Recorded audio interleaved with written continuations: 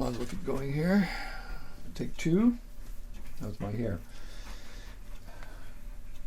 Hi, I'm Allan Stokell, and this is Free Boat Weekly, the episode for people who are serious about free and almost free boats.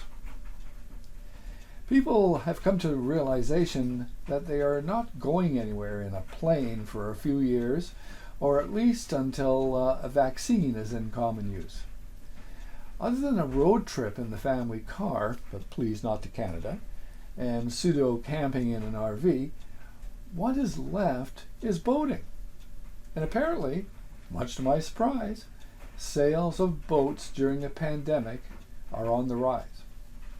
Now, naysayers claim that people are buying boats to use in a more frequent flood situation, or perhaps to escape the zombie apocalypse that awaits us all. At any rate, we do have some new boats, and also a brief look at what you can get for an almost free boat. And for you wood boat lovers, and actually I'm one, but I wouldn't own one, I have some vid on classic wooden boats that are actually for sale. So here we are, Free Boat Weekly number 6. Who'd believe it? Here's a free boat. Call Mike. It's in excellent condition. It's a Pearson 26 sailboat. It seems as if it was professionally wrapped, although it also appears needs a lot of work. It's in Huntington. And looks like people were swimming off the, I don't know, the swim ladder is where the outboard should be, so I'm not really sure what's going on. There's no trailer, as you can see. It's being held up by stands. Pearson's, good boat. Pretty traditional for the sort of 70s and 80s. The layout on the interior was pretty much, they were all pretty much the same, weren't they? Sort of the head across from the hanging locker and a V-berth, and you could put down the dinette, that sort of thing. They're all very, very common. So there's a look at the boat as it's sailing away. So anyway, it says, includes spacious interior cabin, rooms, sails, so much more. It must be removed from property today. Now, as of today, which is actually the 15th of July, it was still up. So that may depend. Anyway, here's another one, a 50-foot sailboat, $6,000 liquidation sale. This with a Perkins diesel. This boat is partly finished. It's not completely finished, but it's partly finished. And I think probably extremely good value. Due to illness, Borg-Warner transmission, Perkins diesel, could be launched right away, $6,000 their best offer. And on June 17th, they said, due to the enormous amount of supply, it's impossible to contact everybody. But if you check the website, they actually have their own website, gives all the details you need to know. For instance, displacement is 50,000 pounds, sail area 1,200 square feet. It's a fiberglass epoxy over cemented steel. So it's a big, heavy boat. Might be the perfect boat for you if you're the sort of person who can do the finishing. Like I say, it appears as if much of the work has been done. Look at those stairs, for instance, but they do need finishing off. Yeah, so there's a lot of finishing work, I guess you would probably say. At any rate, great deal for someone who's a tall handy. You can see the part here that is not finished, so it gives you an idea. It's a work in progress. We may be able to sail it away, but it's not ready for cruising quite yet. So here's a houseboat free. That's what it said, folks. It said it was a houseboat. It looks more like a cabin cruiser, so I trust it is free.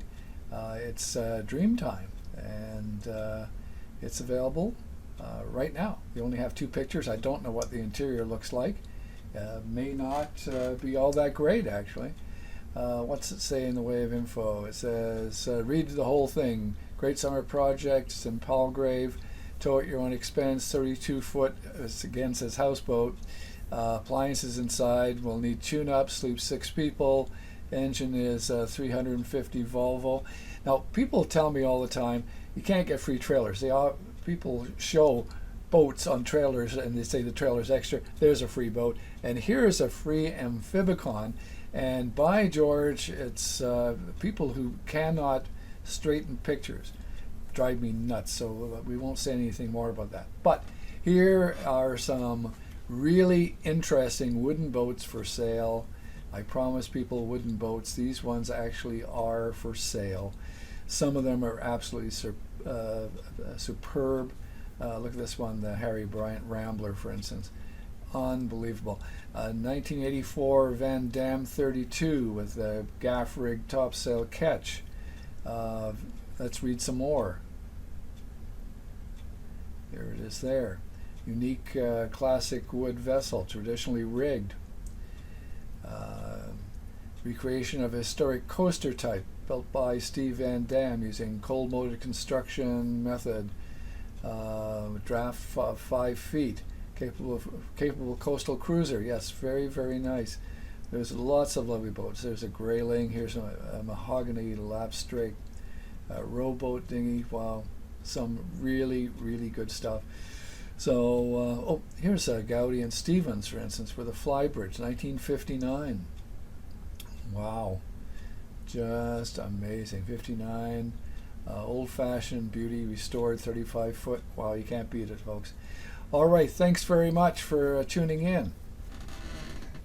So that's it for this week. Just so everyone knows, I'm not a broker. I don't make a penny for promoting the boats you see here. And to my knowledge, I've never met any of the owners who are selling the boats. Have you ever wondered about what sometimes happens to those free boats on this channel? Here's a news report about that. State law designed to save taxpayer money and clean up our waterways, ridding them of hazardous, derelict boats. Yeah, now 1 year into the program, ABC Action News anchor Lindsay Logue finds out if it's working or just a waste of time and money.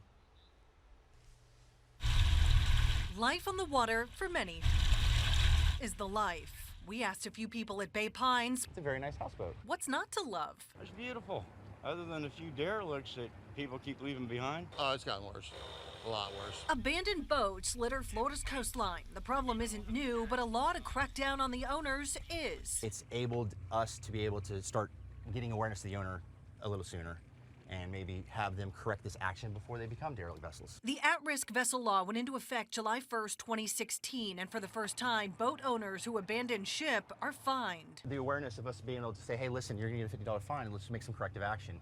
It works. And that $50 jumps every month the owner does nothing. So far, law enforcement has cited 166 boat owners across the state.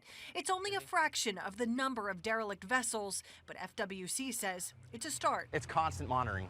It really is. Removing them is expensive and the process lengthy, and while they're just floating here, So this sailboat here has been documented. they're a huge environmental hazard, not to mention dangerous. If you came across that flat at night, you'd run right into it. That's the bad part. The good part, a plan to hold boaters accountable when seas get rough. The state legislature this year awarded a $1.4 million grant to FWC. That money will help them remove the derelict boats. Back to you. Okay, so if you find the channel amusing, entertaining, and or informative, then please click on like. If you really didn't care for it at all, give us a thumbs up and subscribe. Ring the bell to be notified next time we post, which is usually once every 2 weeks or so. I'm Allan Stokell. Fair winds, everyone, and stay safe. Wear a mask. It's the most unselfish thing that you can do.